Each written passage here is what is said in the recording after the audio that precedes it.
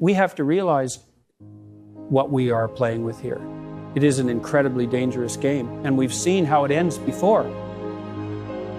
For the past few decades, the activists or radical ideologists have insisted on viewing the entire world through a single pathological lens, the oppressor and the oppressed, and everything is reduced to group identity. And if you are a group that has achieved disproportionate success in the system, you are immediately branded as privileged. But what happens when a group doesn't fit the narrative? All right?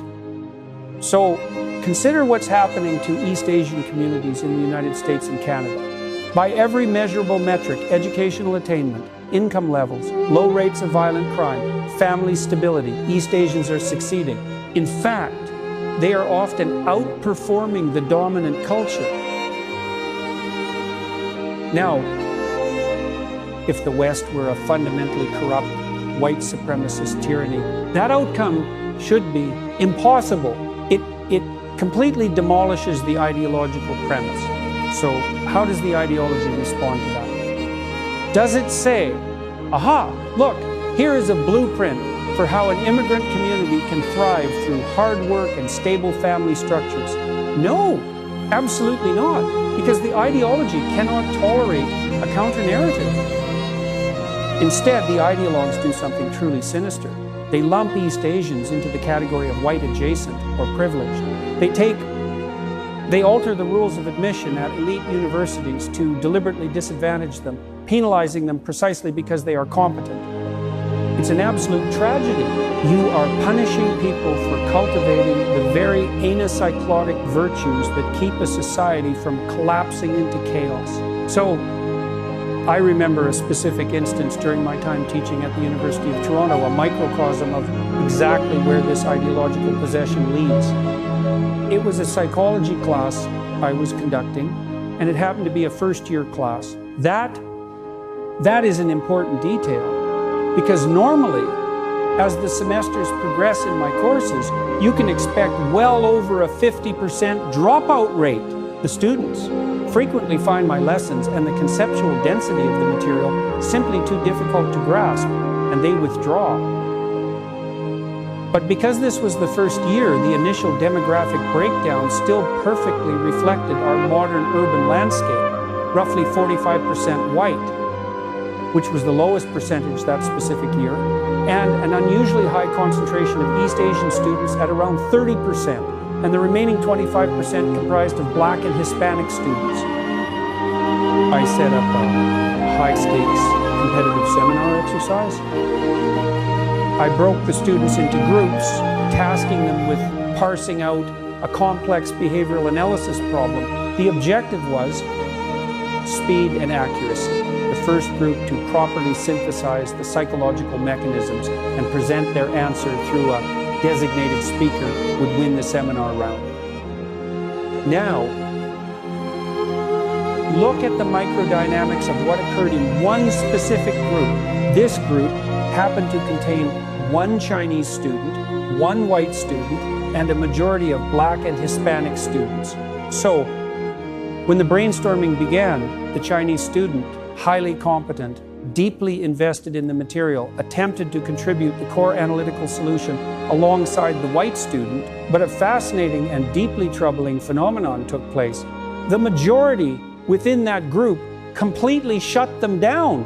They refused to listen, brushed their insights aside, and explicitly made it clear that they believed the opinions of the Chinese student and white student simply didn't matter. Why? Why is that? Exactly.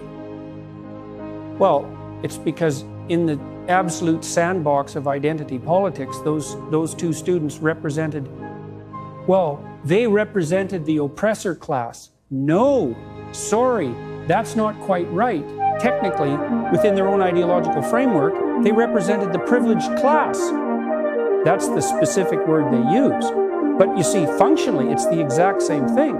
Their actual competence, completely invisible. Their individual intelligence, totally subordinated, wiped out, and sacrificed to their assigned racial category. It's an appalling way to treat a human being. after the exercise. That Chinese student came up to me, visibly shaken and profoundly upset. He had done everything right. He had studied. He understood the psychological principles. He wanted his team to win, but he was entirely disenfranchised by a wall of ideological resentment. The catalyst of that group's behavior was a black student who happened to be a vocal Black Lives Matter activist on campus, someone thoroughly steeped in the doctrine of grievance. This student had weaponized the moral authority granted to him by modern institutions to dominate the group and silence his peers. I recognized the absolute corruption of the academic enterprise taking place right under my nose. And I immediately flunked that student for the assignment, and quite rightly so, because if you substitute raw ideological dominance for merit and cooperative competence, the entire system falls apart. And it gets worse when you look at what happens on the ground outside the university, particularly in high-density urban areas. Okay, so think of it like this. So when you tell a community that is struggling, communities that have been destabilized by the breakdown of the family and the erosion of personal accountability, that their problems are entirely the fault of systemic oppression, you breed resentment. And when those communities look next door and see an East Asian family running a successful convenience store, a working class white family managing a local hardware shop, or any race within the confines of these circumstances, working 18 hours a day, sacrificing absolutely everything to give their children a better life, that competence is not viewed with respect. It is viewed through the distorted lens of envy, because the ideology has already decreed that any tangible success they possess isn't the result of grit or late nights or genuine sacrifice. No, it's merely the unearned byproduct of systemic privilege. And let me tell you something about envy. Envy is a devouring monster. So, when a population is convinced that another group's success is unearned, or that it comes at their expense, the social fabric tears. You get targeted hostility. You get physical attacks in the streets, often ignored or downplayed by the media because the identity of the perpetrators and the victims doesn't fit the approved political script. The small business owner becomes the scapegoat for the failures of the state and the failures of the ideology. It is a historical pattern as old as humanity. We saw it with the kulaks in Soviet Russia.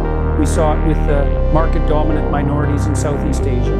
When you weaponize group identity, and resentment against the productive violence is the inevitable outcome. We have to stop this madness. We have to abandon this tribal collectivist nonsense and return to the primary moral discovery of the West, the sovereignty of the individual. You judge a person by their character and their competence, not by their ethnic group, whether they are white, East Asian, or any race.